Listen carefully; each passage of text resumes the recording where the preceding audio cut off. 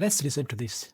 Pressure from 4 candidates who aren't Mamdani to drop out and rally behind one challenger to the socialist.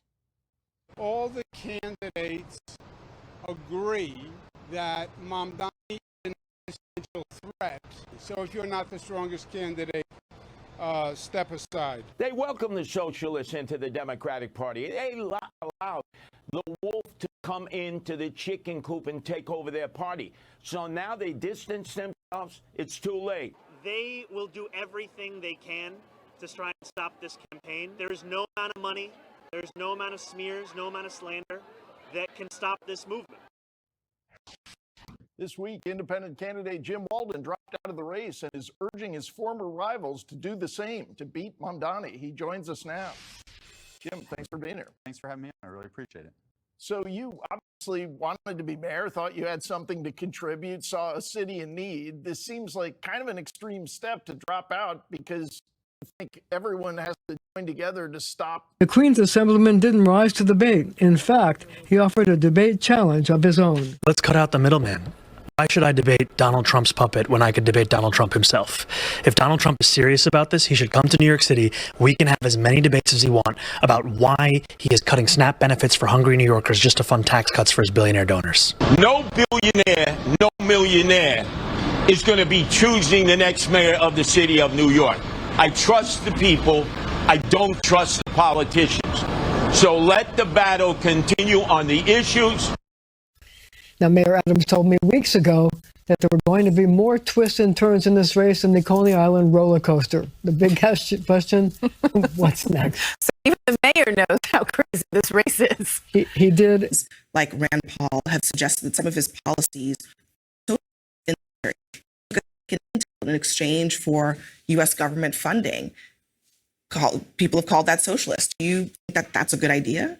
I think that Donald Trump and I have one thing in common, which is that we talk about the need for cheaper groceries. The difference between the two of us is that I'm actually going to deliver on that. And that's what I think is so frustrating, is that he spoke to the needs that New Yorkers had, that Americans had. They truly believed that his promise of a cheaper and a more affordable life was possible, but he's shown no interest in that. Do you know why he fears this win?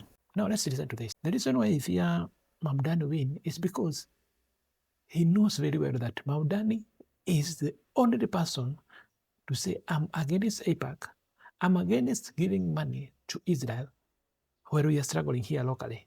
I'm not interested in visiting Israel once I'm elected. I'm interested in staying in New York and solving their problems. You know, Trump is one of the biggest scams. Why? Remember, Trump campaigned on the concept of MAGA, but immediately he went on, became the president, he changed it to MAGA, make Israel great again. And this is a problem. We have so many politicians in America that they care so much about Israel interest than they care about Americans.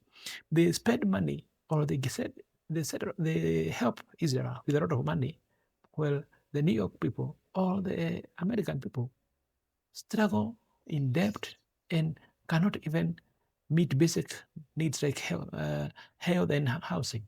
And this is a problem. Mamdani is anti-establishment. And if today he wins the mayoral seat, what will happen is that he becomes a very strong candidate and he might become the president come next election. And remember, even AIPAC and all the other sponsors do not want this to happen. Why? Because they hijacked American interest for the expense of Israel interest. They want America to remain foolish to give Israel money irrespective of whether Israel has a surplus in the economy like they had in 2021. And there's a problem. And the biggest challenge with democracy is they are so easy to buy politicians, and the politician will represent interests of foreigners like they're doing today. AIPAC is a foreign agent, but it doesn't sign or it's not registered at the FALA. And you question, but no one says anything. Why? Because these politicians have received money from it and they are loyal to the interest that AIPAC want, not what Americans want. And this is a problem why most politicians and even Trump fears Mamdani. Why? Because he is an alternative voice. He is a voice that doesn't have links to deep state. a voice that is not interested with establishment controlling this democracy. And this is what Trump fears, because he knows it will be lethal.